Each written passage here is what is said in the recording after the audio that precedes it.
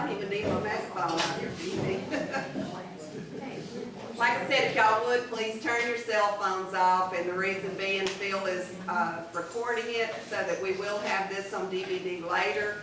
I want to thank Phil. Phil's never missed one single talk in the last 11 years. So he says he might retire with that. He's the only one that knows how to work the camera, so he can't retire. This is our 65th speaker for our nights at the museum. We do them nights for the museum now, since we are actually at the museum. When we first started, we were around the corner before the museum actually opened. This is our 11th year for the museum to actually be open. 12th year for me working on it. So a lot of people were worried it wouldn't be here to stay, but I think after 11 years, I think we're here to stay. We've got a lot of work to do. I know a lot of y'all know that we purchased the building next door a couple of years. My goal for this year is to start working on that building. And I mean really working on it. We've got, I'm not going to read y'all how many other stories we have to tell, but this is just a rough draft. This is 2 pages of what needs to be told next door. And it's a lot. So y'all think on it. If you've not donated to the museum before, please help us. It doesn't matter if it's $1. If it's $1 million, that'd be good. But if it's $1, I'll take that too. We're grateful for every penny that we get. And we try to do our best to use it wisely. We've recently done some electrical upgraded, much needed. When you get ready to leave, as you go down the ramp, right in front of you, you're going to see a new exhibit, the sandboard maps from the 1800s. Take a minute to look at that. I've redone a few of the cases. Right as you go down the ramp, Marcus. Oh, down the ramp. Okay. Right as you go down the ramp, it's big. But used a lot of the very early photographs in that exhibit. It just turned out really well. James Kemp's designs helped us with that, and I'm just really pleased with it. And that's what I would like to do next door, is more of that type exhibit where we show y'all some of the thousands of pictures that we have on file. And I mean thousands. Just one collection is 3,000 pictures. It's just amazing, and those pictures need to be seen. You know, instead of them just being in my computer and in our archives like they are. I know we've got quite a few past and present and future board members. If y'all would raise your hands, past, present, and future. We've got future ones in there. See, everybody's looking at her going, I didn't know you were going to do it. Kyle Williams is, will kind of step up to the plate, and she's got lots of information to share with us as a new board member, and she's even trying to already donate a few items. The hospital bed that's made the rounds from all the different Minden High sick rooms and Lakeside or Sibley sick rooms. She possesses that item, and she wants us to have it. So looking forward to working with Kai and all the board members for this year. Like I said, all our past and present, where's Carlton, our past bartender extraordinaire, and guidance counselor, so you can see how far that got me. There's a lot of people here that have never been to a museum event. If you would, please raise your hands. If you've not ever been to one of the nighttime events, glad to see y'all here. Hope that you can come back. We're on Facebook as a group and a page. You can also sign up for our email blast, or you can read the Minden Press-Herald. And I want to thank David Speck back there with the Press-Herald for constantly helping us out with advertising what we've got going on here. Just could not do what we do without all these different people helping. It's not a one-man operation. It's hundreds and hundreds of people that work to make this work. Hang on. I lost my train of thought. No kidding. Like I said, the museum project next door, that's going to be a really big project, and we don't really want to start that until we've got a chunk of money to go ahead and get going with it. So that's what we're kind of working toward this year and next year. Our next museum speaker is going to be Wesley Harris again, and he's our Webster Parish Historian, and he's going to be doing his talk on Highway 80, and that's coming up May 13th. Come on in, come on. Here's Mr. Joe and Agan. All the way from New Orleans.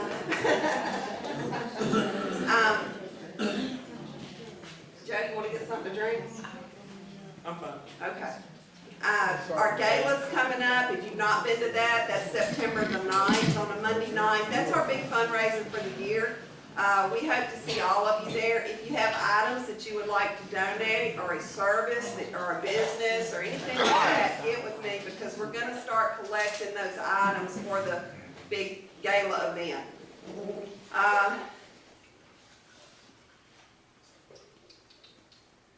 Let's see. After our speaker speaks tonight, I will be selling the books over here. If you haven't purchased any of those books, you can pick those up tonight.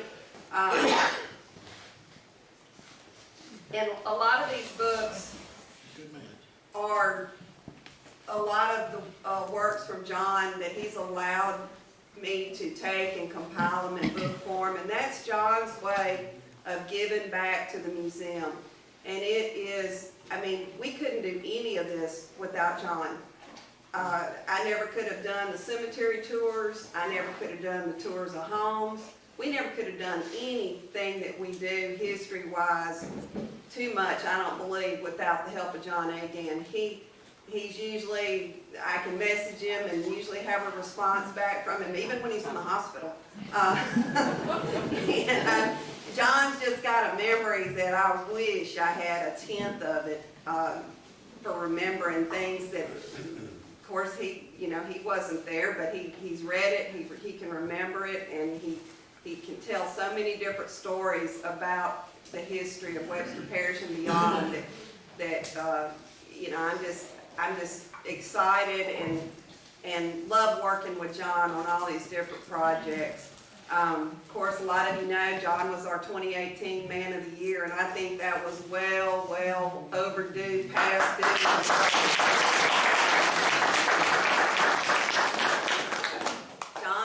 John's one of these people that I don't know if I'd call you shy.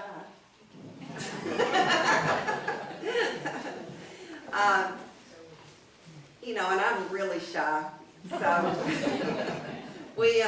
I guess we kind of work good off of each other as far as working together on all these different projects. And like I said, I'm so pleased that he's allowed us to take his stories and put them in book form so that we have those. It's just an invaluable asset, I think, to Webster Parish to have somebody like John, because a lot of cities don't have somebody that can just spout off history like he can. So I'm going to go ahead and introduce our speaker for tonight, Mr. John Agan.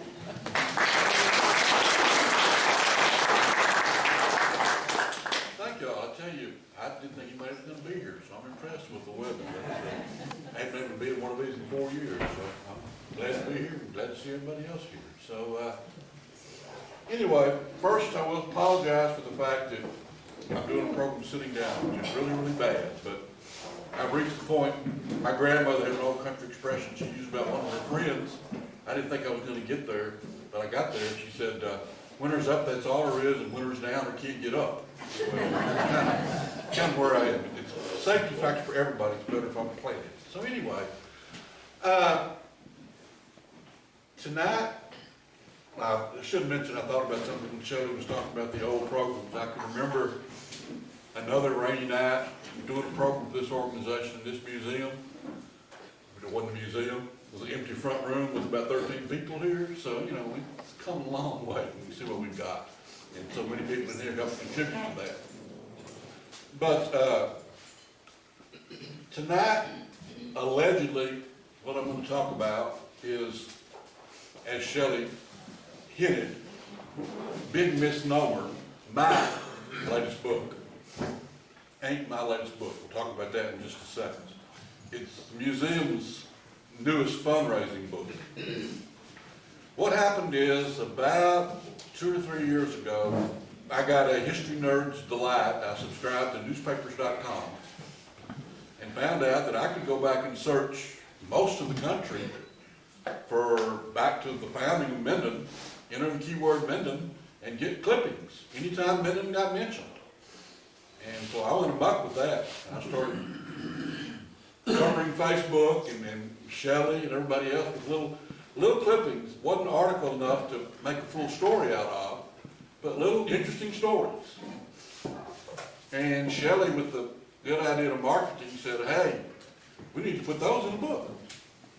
So all I do is go and find a little article on the internet and do where it says clip, and it clips a little thing of it, and I email it to Shelley. And a while after that, David Specht had berated me into getting back to writing for the newspaper. Just kidding, Dave, anyway. And I started doing my columns again, and Shelley said, well, why don't we flesh it out and put newspaper columns in there? So we started doing that. Periodically now, sorry again, Dave, they pop up on Cazo's website, some articles, so we started putting those in there.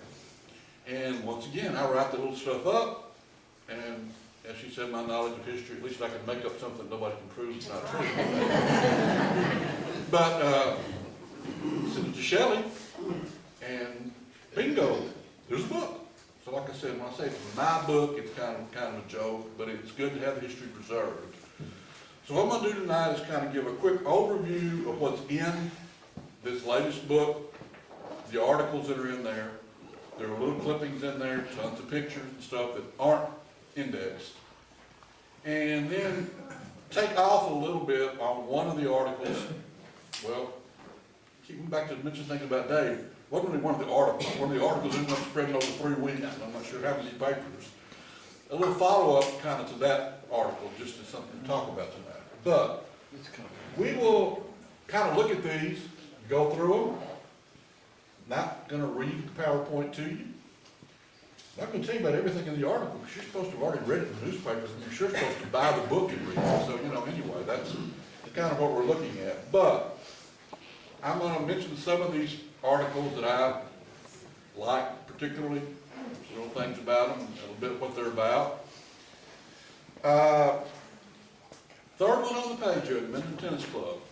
It's a combination of the story of a faked posed picture of the Minden Tennis Club, which didn't exist. There was some Drakes and Chaps that went to Dallas and went to a photo studio and put on tennis tops for the picture. But following up on that, right after that, we got a tennis boom in Minden. I was amazed when I researched that article how early we had tennis courts. In the middle of the country out here, what were we doing with tennis courts? So it did take a development. We probably did, after that, have a real tennis club. But found that article, researching it very interesting.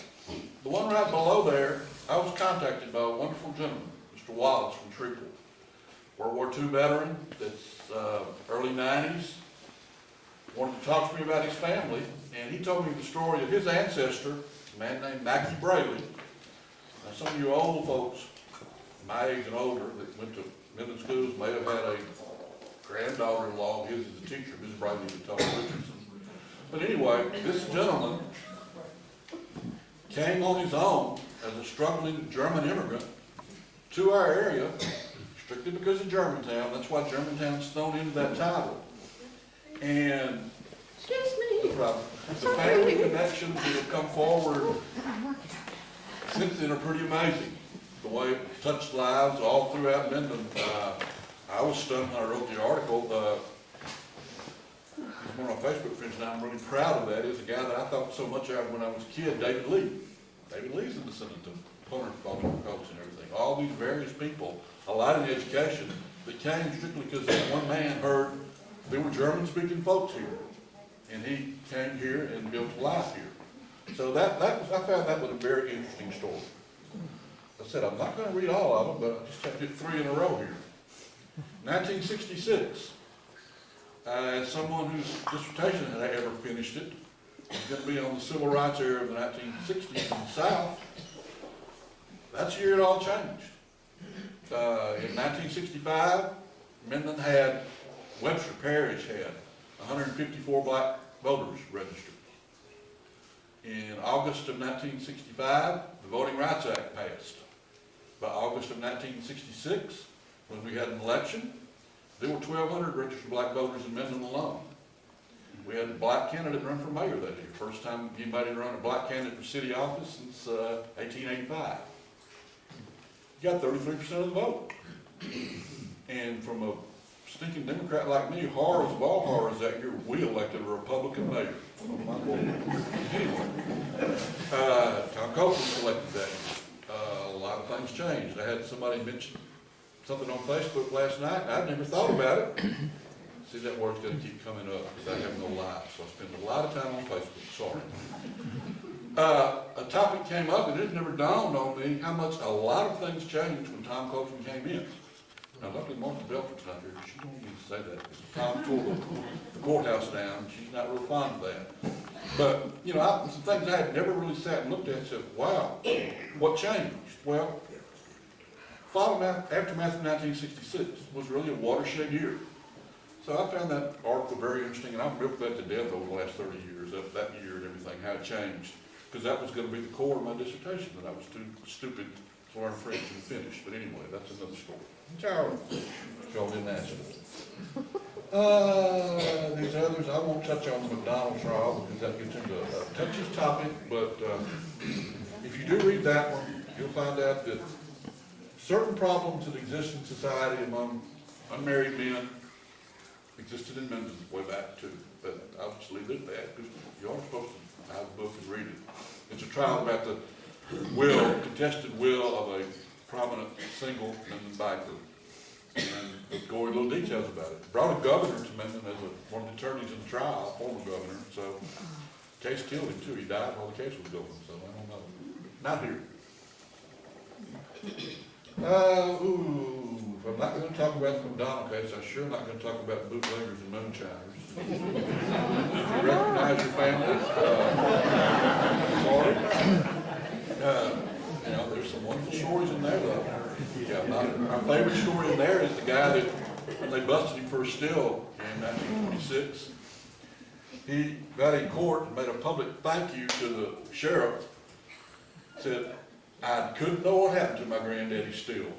And that's where you found it. I'm so glad you found it. All the stacks and stacks of freshly brewed liquor that was there.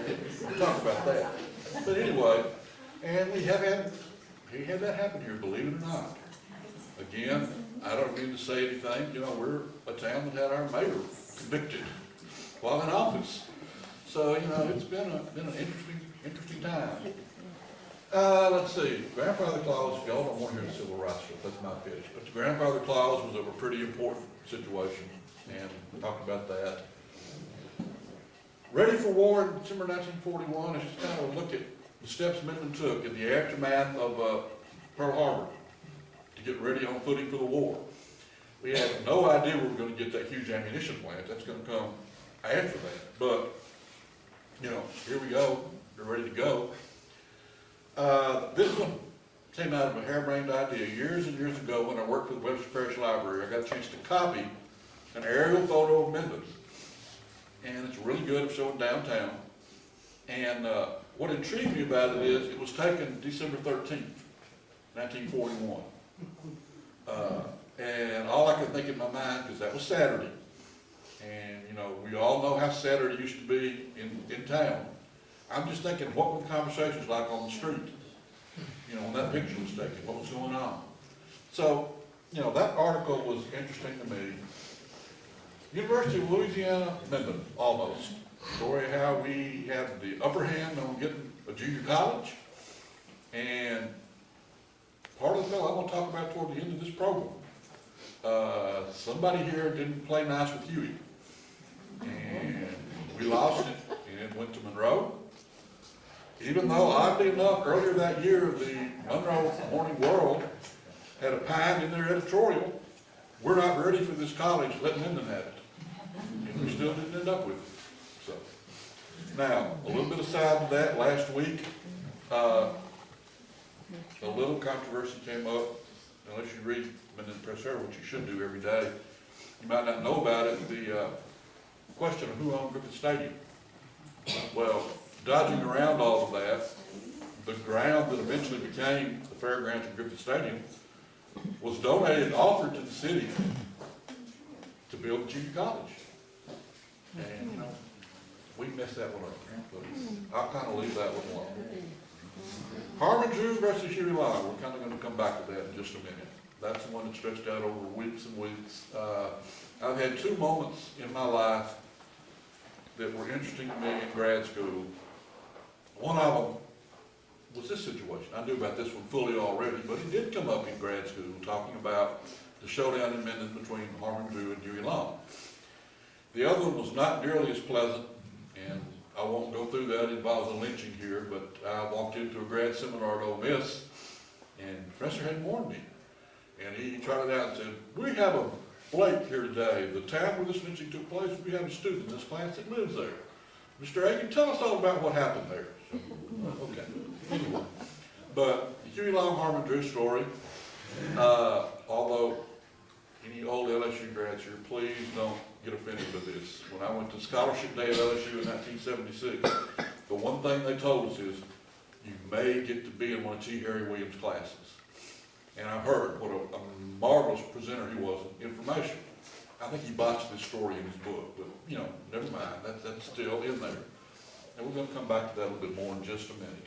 By the way, I haven't looked at the clock, but Brother Paul Kitchens did remind me there was some kind of basketball game tonight. As far as I'm concerned, Tech didn't make the tournament, it hadn't been 4 years, and LSU got knocked out.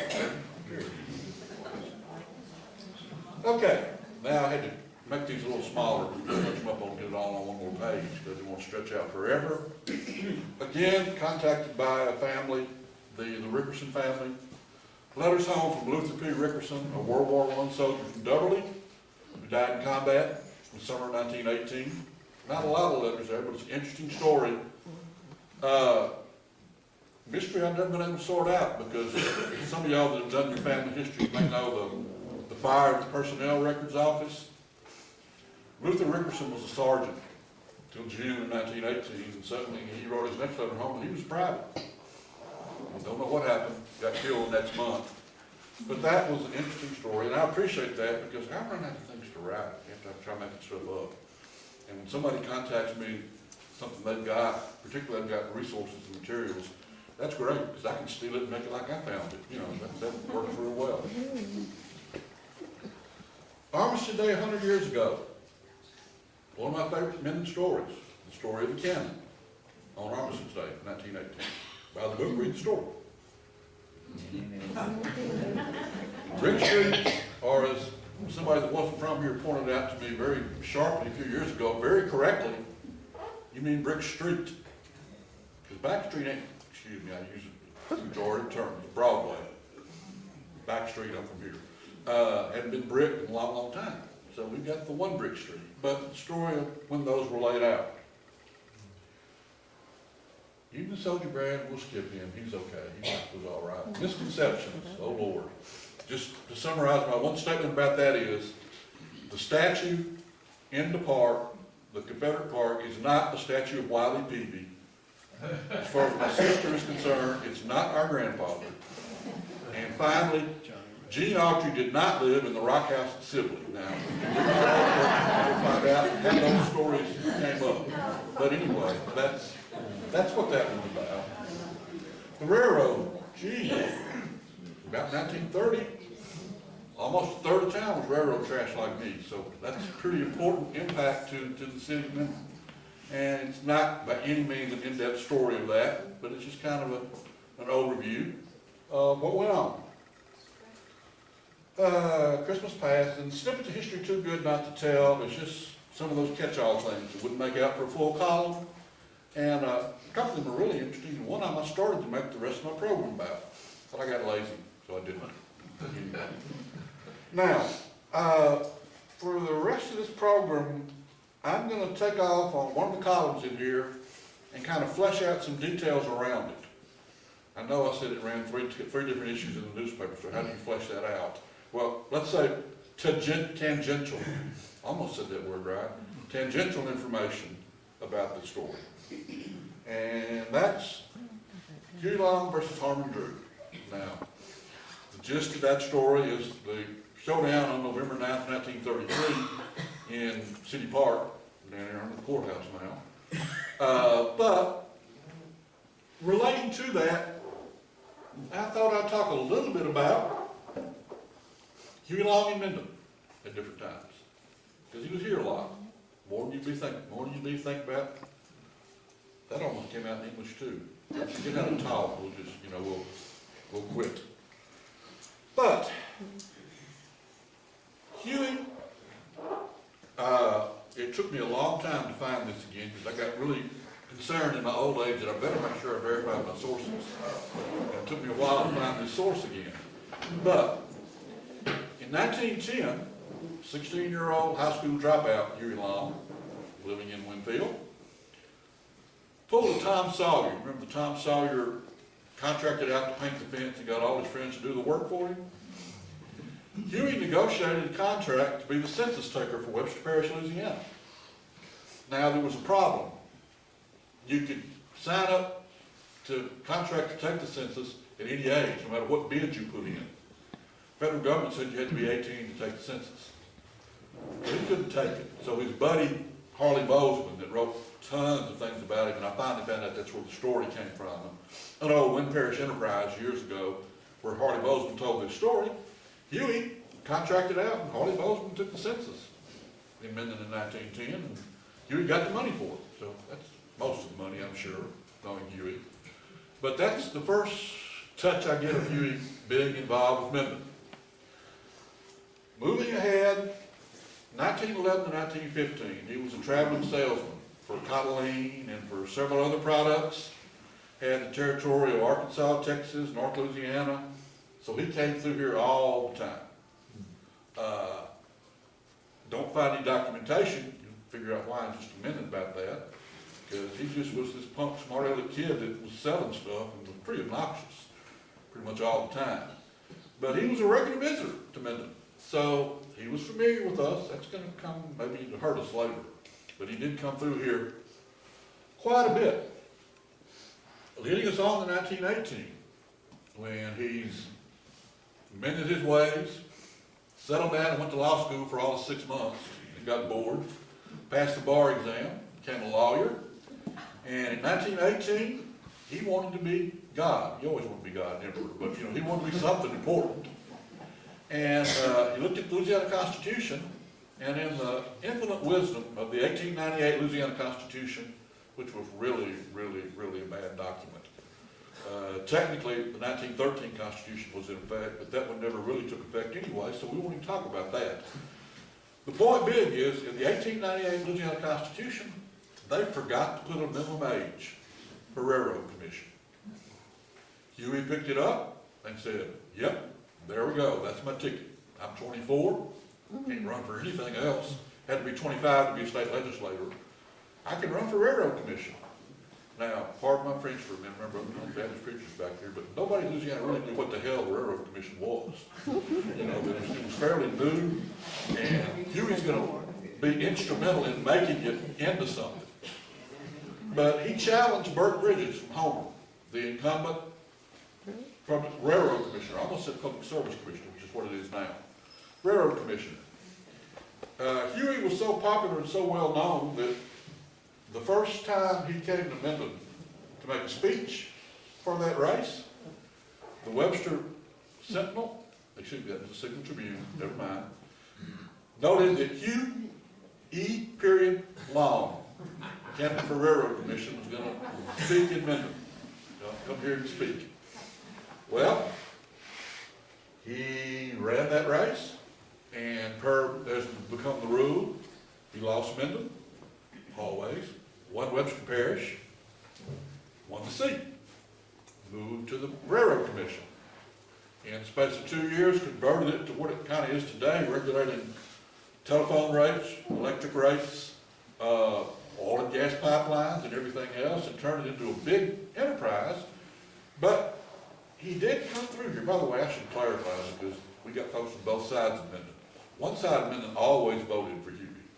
It was downtown, and he didn't win there. So anyway, that's another story. But anyway, once the Cotton Valley oil field came into play, it's a overlooked side of Huey because liberal bleeding heart Democrats like me like to play up all the generous, loving man, not the shyster oil and gas lawyer that he was, made a ton of money off of that.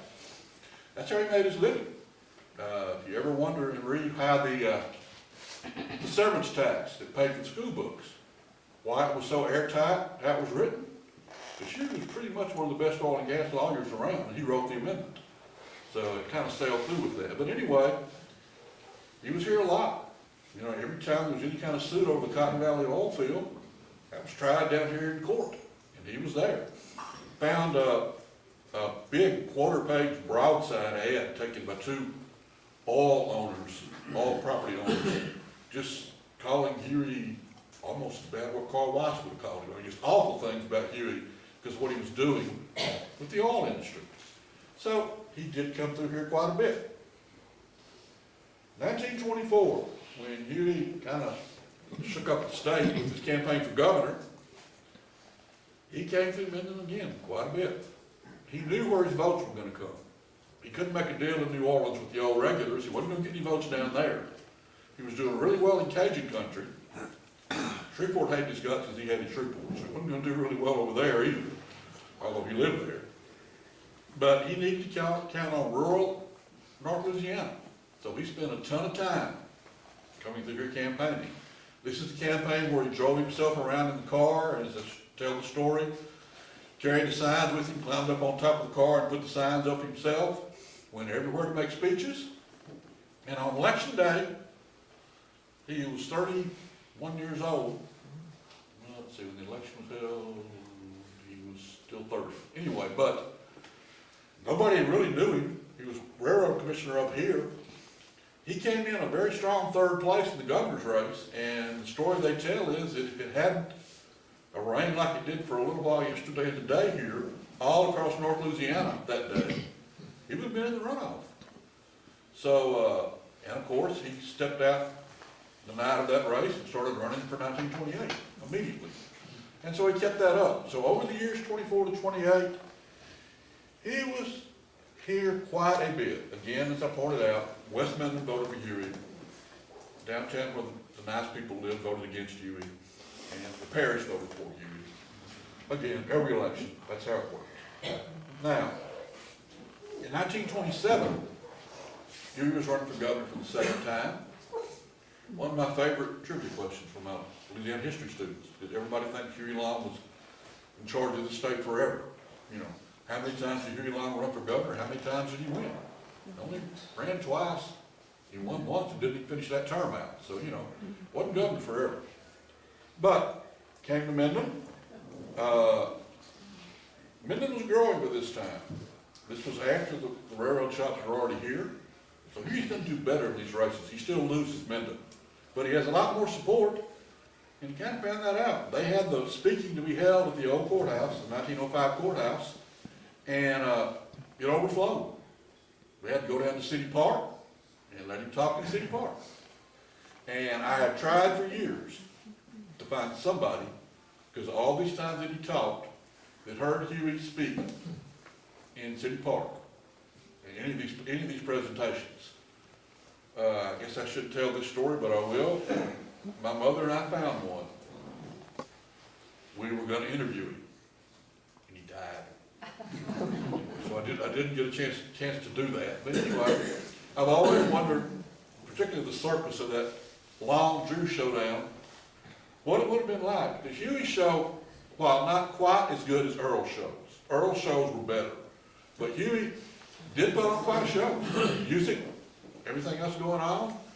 And it was big entertainment for a little town. So, Huey wins in 1927. So the governor has there's a little video that I used to show my classes. It's Huey making a speech, and he says, I was elected railroad commissioner in 1918. They indicted me in 1919 and impeached me in 1920. got elected governor in 1927. They impeached me in 1929. Well, 1929, Huey is impeached. This is the point that Minden's on the top of the list to get a junior college. When the bill of impeachments are introduced in the House, Representative J.S. Bacon from Sibley voted to impeach Huey. Through the use of the famous round robin petition, Huey escaped, didn't get impeached. And oh Lord, people were going to pay now. Huey launched across the state to run a campaign to have everybody that voted to have him impeached recalled from office. Tried it in Bossier Parish and they threw the petition out because I don't know how somebody put false signatures on the petition. Don't know how that happened anyway. The Bossier Parish one got thrown out. That was his first target. His second was Mr. Bacon. Came to Webster Parish, got his petition certified here. I'm sure it was all on the other Webster Parish. But anyway, and we had a recall election for Mr. Bacon. Well, Huey came to Minden. If he could persuade Minden to vote for a recall, he had it made.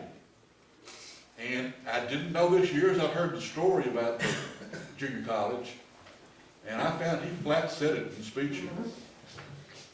You'd have had a junior college if it wasn't for Mr. Bacon. If you want things to come to your town, you better get rid of Mr. Bacon. So, making a speech, once again in City Park, but Minden was kind of getting fed up. A lot of the state was getting fed up with Huey at this point.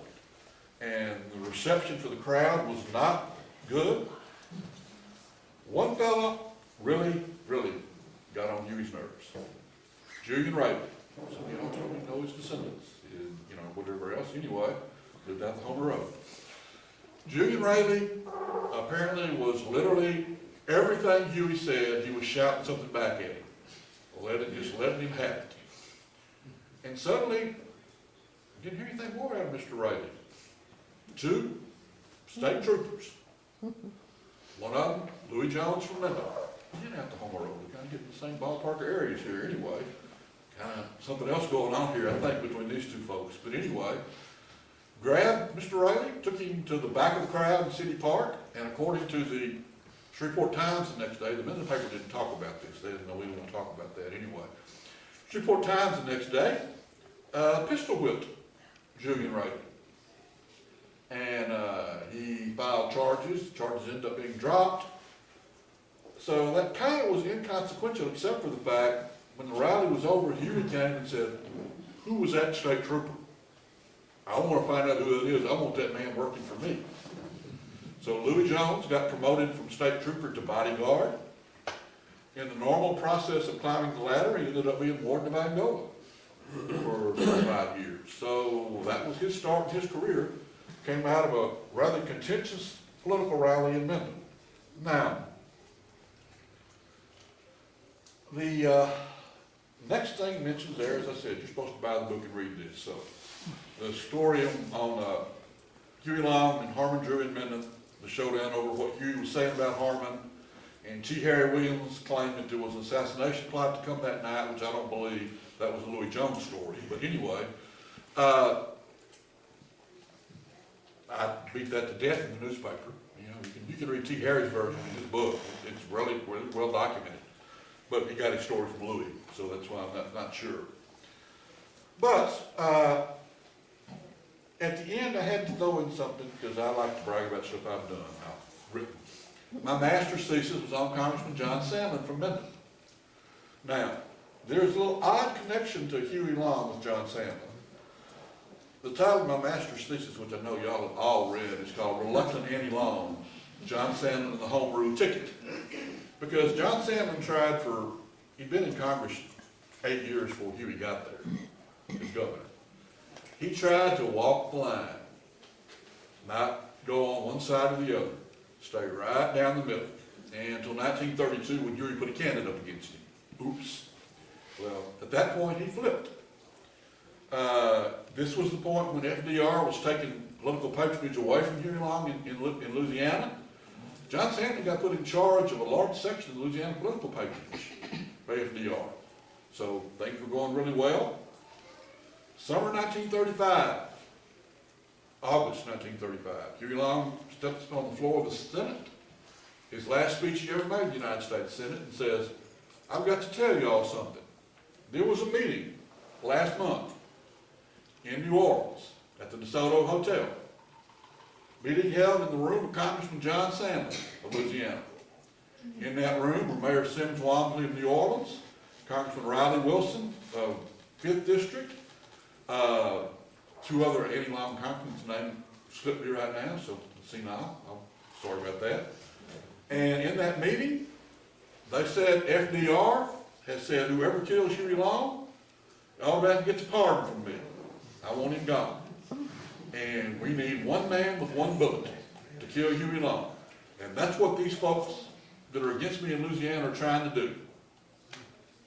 Senate adjourns, Huey comes home, goes to the House of Representatives and the State House to stomp all over separation of powers and push bills through the legislature. And one man, one gun, shoots him and kills him. Oops, was he a prophet? What was going on? Well, in writing my master's thesis, I read everything on earth that was published about John Sandlin. I talked to people that knew John Sandlin. I read John Sandlin's correspondence to his family. I read John Sandlin's letters to his people. He might have done a lot of things. John Sandlin was not in any meeting planning to kill somebody.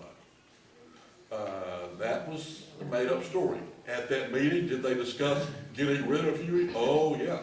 That's when they crafted out the ticket that was going to run against him for office, not kill him. But anyway, that was the story Huey had left us with. That in John Sandlin's hotel room, there was a plot hatched to kill me. In the middle of that plot was Mayor Sims Walmsley of New Orleans. This is shortly after Huey had essentially declared martial law in New Orleans and took over the government. So, pretty strong circumstantial case that something was going on. I really got stunned when I was reading some of John Sandlin's letters, and then I found them mentioned in the newspaper about this, because, Lord, if you didn't want it to look funny, if you knew anything, what on earth was going on? September 8th, 1935, the day Huey Long is going to be shot at the Capitol in Baton Rouge.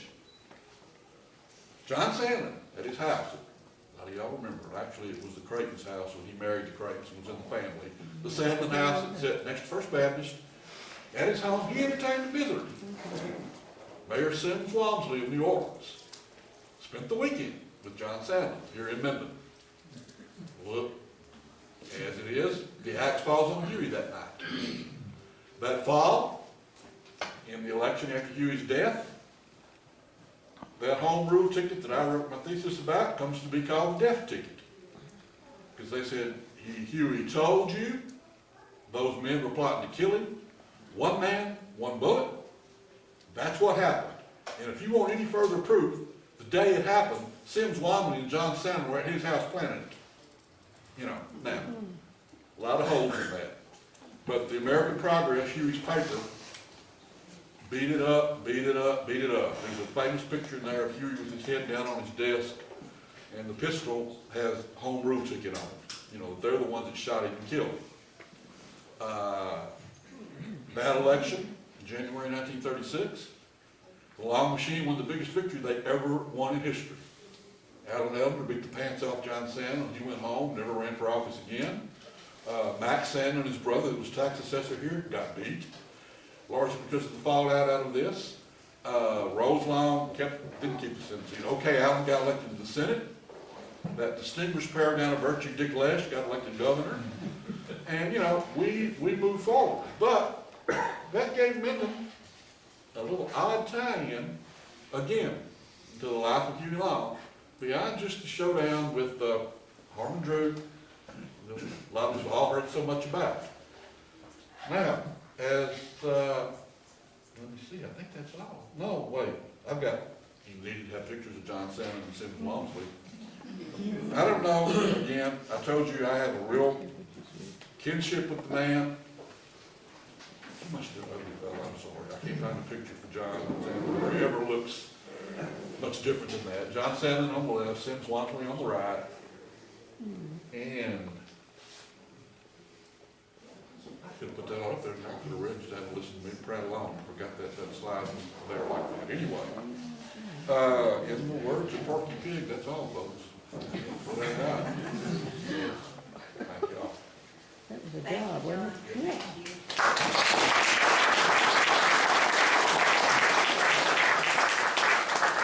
We still got food. Question? John, it just occurred to me, ULM could have been in Minden. Yeah, that's right. ULM. You whatever it was, University took down. Should've been. That's the school, that's what happened, yeah. Ended up in Washington College. If anybody wants to pick up books, I'm gonna be over here. I've got change, plenty to eat still and more to drink.